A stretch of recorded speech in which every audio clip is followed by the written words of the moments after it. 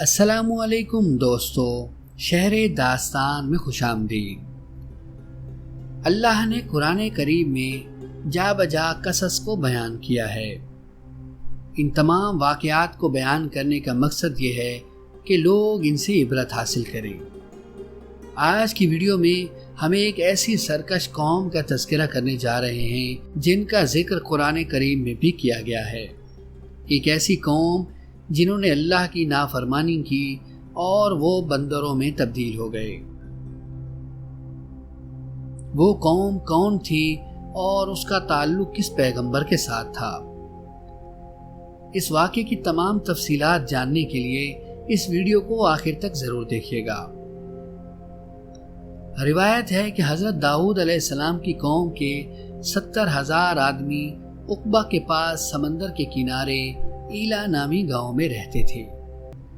یہ لوگ بڑی فراخی اور خوشحالی سے زندگی بسر کرتے تھے۔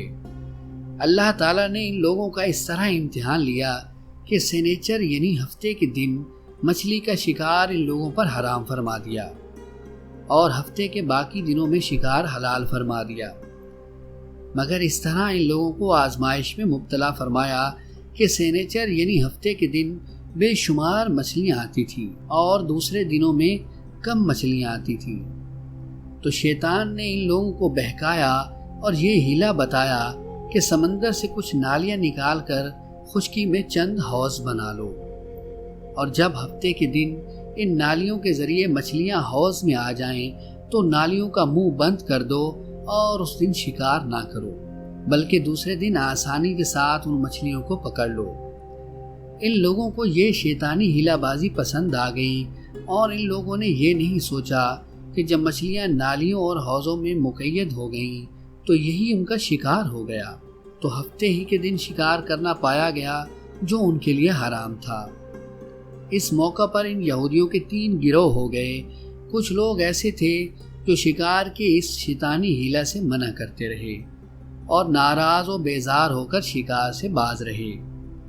کچھ لوگ اس کام کو دل سے برا جان کر خاموش رہے، دوسروں کو منع نہ کرتے تھے، بلکہ منع کرنے والوں سے یہ کہتے تھے کہ تم لوگ ایسی قوم کو نصیحت کیوں کرتے ہو جنہیں اللہ نے سخت عذاب دینا ہے۔ اور کچھ وہ سرکش و نافرمان لوگ تھے جنہوں نے حکم خداوندی کی اعلانیہ مخالفت کی اور شیطان کی ہیلا بازی کو مان کر ہفتے کے دن شکار کر لیا اور ان مچھلیوں کو کھایا اور بیچا بھی۔ جب نافرمانوں نے منع کرنے کے باوجود شکار کر لیا تو منع کرنے والی جماعت نے کہا کہ اب ہم ان معصیت کاروں سے کوئی ملاپ نہ رکھیں گے۔ چنانچہ ان لوگوں نے گاؤں کو تقسیم کر کے درمیان میں ایک دیوار بنا لی اور آمد و رفت کا ایک الگ دروازہ بھی رکھ لیا۔ حضرت داؤد علیہ السلام نے غضبناک ہو کر شکار کرنے والوں پر اللہ کی لعنت فرمائی۔ اس کا اثر یہ ہوا کہ ایک دن خطا کاروں میں سے کوئی باہر نہ نکلا، تو انہیں دیکھنے کے لیے کچھ لوگ دیوار پر چڑھ گئے تو کیا دیکھا کہ وہ سب بندروں کی صورت میں مسخ ہو گئے ہیں۔ اب لوگ ان مجرموں کا دروازہ کھول کر اندر داخل ہوئے تو وہ بندر اپنے رشتہ داروں کو پہچانتے تھے، ان کے پاس آ کر ان کے کپڑوں کو سونگھتے اور زارو زار روتے تھے، مگر لوگ ان بندر بن جانے والوں کو نہیں پہچانتے تھے۔ ایک روایت کے مطابق ان بندر بن جانے والوں کی تعداد 12,000 تھی۔ یہ سب 3 دن تک زندہ رہے اور اس درمیان کچھ بھی کھا پی نہ سکے، بلکہ یوں ہی بھوکے پیاسے ہلاک ہو گئے۔ شکار کرنے سے منع کرنے والا گروہ ہلاکت سے سلامت رہا، اور قول صحیح یہ ہے کہ دل سے برا جان کر خاموش رہنے والوں کو بھی اللہ تعالیٰ نے ہلاکت سے بچا لیا۔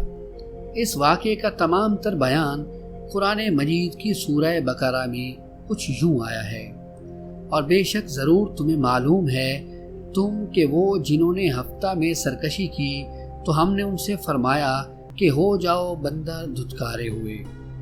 اور یہی واقعہ سورہ آراف میں بھی کچھ یوں بیان ہوا ہے، اور ان سے حال پوچھو اس بستی کا کہ جو دریا کنارے تھی، جب وہ ہفتے کے بارے میں حد سے بڑھتے، جب ہفتے کے دن ان کی مچھلیاں پانی پر تیرتی ان کے سامنے آتی اور جو دن ہفتے کا نہ ہوتا نہ آتی۔